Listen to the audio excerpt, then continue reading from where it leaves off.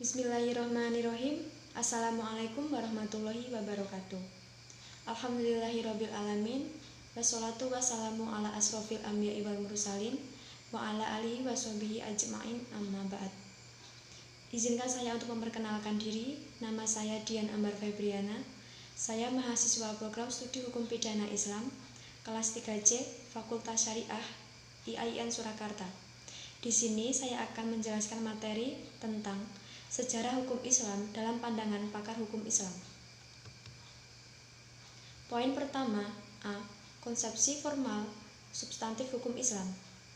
Konsep Islam adalah konsep yang berasal dari sumber hukum Islam, yaitu Al-Quran, Al-Hadis, dan Ijtihad. Juhaya S. Praja menegaskan bahwa pakar hukum Islam menyatakan sumber hukum Islam ada 3, Al-Quran, As-Sunnah, dan Ijtihad. Inti pemikiran hukum Islam sekap adalah bahwa konsep hukum-hukum Islam dibatasi ruang dan waktu, yakni hukum Islam sebelum periode Umayyah dengan karakteristik hukumnya yang bersifat normatif. Menurut konsepsi Islam, pembahasan hukum Islam tidak terlepas dari terminologi fikih dan syariah. Pada masa awal Islam, kata fikih dipergunakan sebagai pemahaman terhadap hukum-hukum agama secara keseluruhan, yakni semua hukum yang disyariatkan oleh Allah untuk para hambanya, baik yang berhubungan dengan keimanan, keyakinan, dan yang berkaitan dengannya, atau berupa hukum-hukum kewajiban, perintah, larangan, atau pilihan. Definisi ini sebagaimana dikutip Abdul Karim Zaidan, mencakup pula hukum-hukum i'tiqadiyah seperti kewajiban beriman kepada Allah Subhanahu wa Ta'ala, hukum-hukum akhlak seperti kewajiban jujur, dan hukum-hukum amaliyah yang berkenaan dengan masalah ibadah dan muamalah.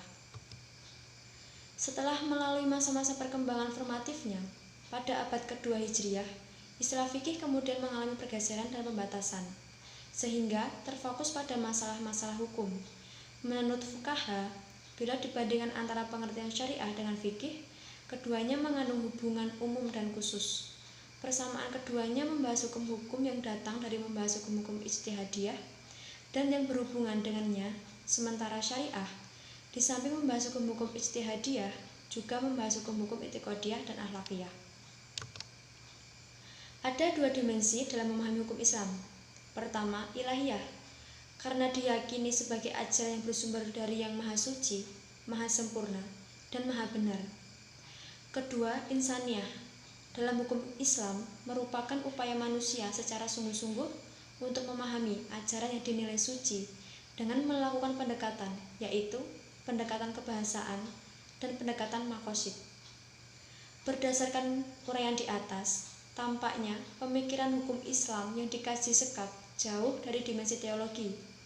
Ia hanya bersifat yudisial semata, sehingga sekap berkesimpulan bahwa hukum Islam dimulai pada akhir pemerintah Umayyah dalam pengertian hukum bersifat teknis. Atas dasar uraian di atas, secara terminologi, pemikiran sekap mengalami dinamika, tetapi secara substansial hukum Islam di mata sekap harus memiliki sifat teknis dan formal. Seperti dijelaskan di atas, sekap cenderung berpikir praktis semata, tanpa memasukkan unsur-unsur teologis sebagaimana pengertian fikih dalam Al-Quran, Al-Hadis, dan kesepakatan ijtihad para ulama. Dan sekap tidak merinci asal-usul kata syariah atau fikih secara utuh. Poin kedua, B. Konsepsi tentang sumber dan periodisasi hukum Islam. Sekap berpendapat bahwa sumber hukum Islam pertama adalah tradisi masyarakat Arab pra-Islam atau hukum adat, bukan Al-Quran dan Sunnah Nabi Muhammad SAW. Tradisi adalah bagian dari syariah Allah itu sendiri. Artinya, tradisi Arab pra-Islam adalah bagian kecil dari syariah. Juhaya S. Praja mengatakan bahwa ahli tasawuf berpendapat bahwa hukum secara hakiki adalah Allah, sementara ahli fikih berpendapat bahwa sumber hukum adalah Al-Quran dan dalil hukum. Pemikiran sekap selanjutnya adalah Sunnah Nabi, bukan sebagai sumber hukum kedua Islam, melainkan tradisi atau sunnah dari berbagai aliran pemikiran, baik di Mekah, Kufah, Madinah, dan Irak. baik pada masa Nabi Muhammad SAW atau pada sebelum akhir pemerintahan Umayyah. Kedua, kedudukan ijma' dan qiyas. Secara prinsipil, tidak berbeda antara pandangan Sekak dengan para pakar hukum Islam. Perbedaannya terletak pada pendapat Sekak bahwa kedua sumber tersebut berasal dari tradisi Yahudi, bukan berasal dari Islam. Meskipun ulama berbeda-beda menentukan periodisasi sejarah hukum Islam, hampir semuanya sepakat bahwa periode hukum Islam dimulai dari zaman Rasulullah, sebagaimana dijelaskan pada topik periodisasi menurut sejarawan.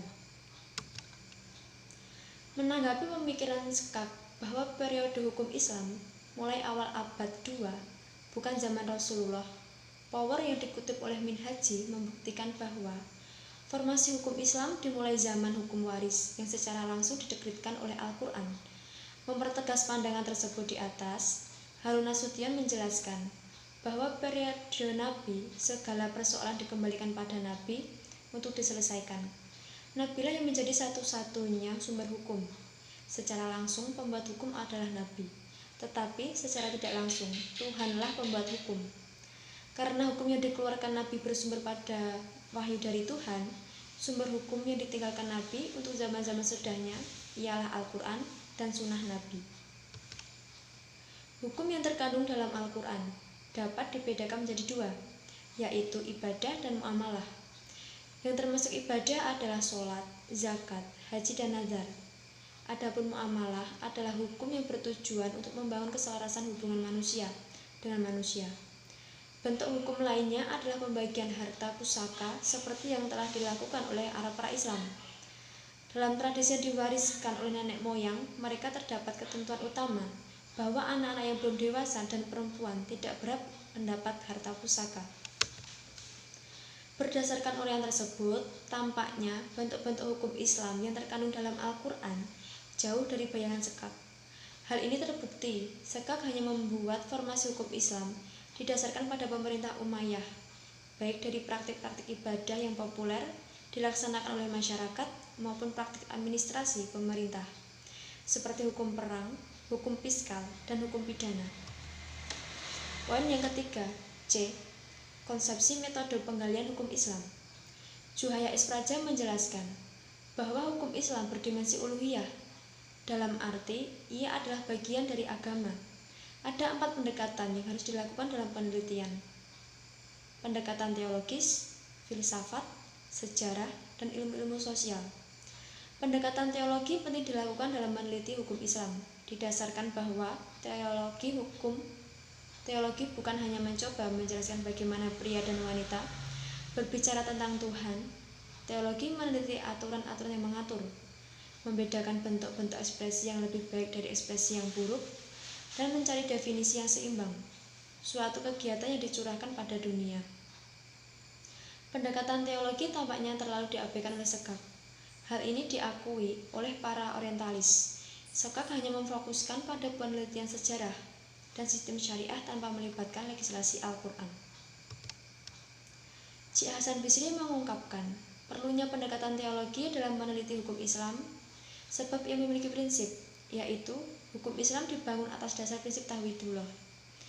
Dengan prinsip tersebut, hukum memiliki fungsi, yaitu pertama, transformasi keyakinan pada kekuasaan dan kehendak Allah pada Rasul-Nya ke dalam nilai-nilai etik dan moral yang dijadikan rujukan perilaku manusia, baik secara individual maupun kolektif. Kedua, fungsi mengatur berbagai bidang kehidupan manusia yang diinterpretasikan ke dalam peranata sosial yang baru. Ketiga, fungsi mengikat manakala dilakukan transaksi di antara manusia, baik antar individu maupun antar individu dan kelompok masyarakat, termasuk yang berkenaan dengan hak kebendaan.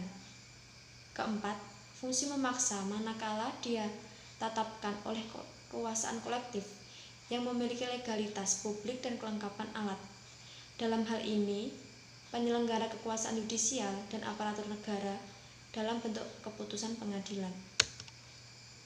Pendekatan lain terhadap penggalian hukum Islam adalah pendekatan filsafat.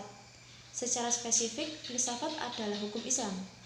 Pendekatan ini perlu digunakan sebagaimana dijelaskan oleh Juhaya Ispraja, bahwa filsafat mempunyai tugas utama, Pertama, tugas kritis, yakni mempertanyakan paradigma-paradigma ilmu yang telah mapan.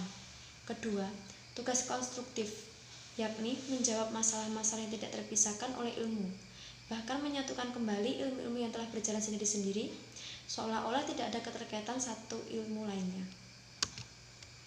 Metode kedua yang digunakan oleh Sekak adalah metode sejarah. Sebagaimana dijelaskan, menurut analisis Surjono Sukanto, pada dasarnya metode sejarah ini termasuk dalam mazhab sejarah dan kebudayaan, sebagai mata rantai sebelum sosiologi hukum lahir dari mazhab sosiologikal jurisprudensi. Menanggapi metode yang digunakan oleh Sekak, Surjono Sukanto berpendapat bahwa kelemahan pokok dari mazhab adalah terletak pada konsepnya mengenai kesadaran hukum yang sangat abstrak. Berdasarkan analisis di atas, dipahami bahwa metode sosiologi hukum yang digunakan oleh Sekak dalam menggali hukum Islam di satu sisi memberikan nilai manfaat terhadap substansi hukum dalam realitas masyarakat, tetapi di pihak lain pemikiran Sekak mengarah pada penilaian hukum secara maksimal. Oleh karena itu, menurut analisis memahami hukum Islam tidak hanya bisa didekati dengan dua pendekatan, sebagaimana dilakukan oleh Sekak, yakni pendekatan sejarah dan ilmu-ilmu sosial. Dalam hal ini, sosiologi hukum, tetapi perlu pendekatan yang komprehensif yang melibatkan semua pendekatan seperti pendekatan teologi, filsafat, sejarah, dan ilmu-ilmu sosial. Di samping secara spesifik didekati pula dengan dua pendekatan, bahasa dan maqasid syariah. Cukup sekian penjelasan materi dari saya. Apabila ada salah kata, mohon maaf dengan sebesar-besarnya. Wabillahi taufiq wal hidayah. Wassalamualaikum warahmatullahi wabarakatuh.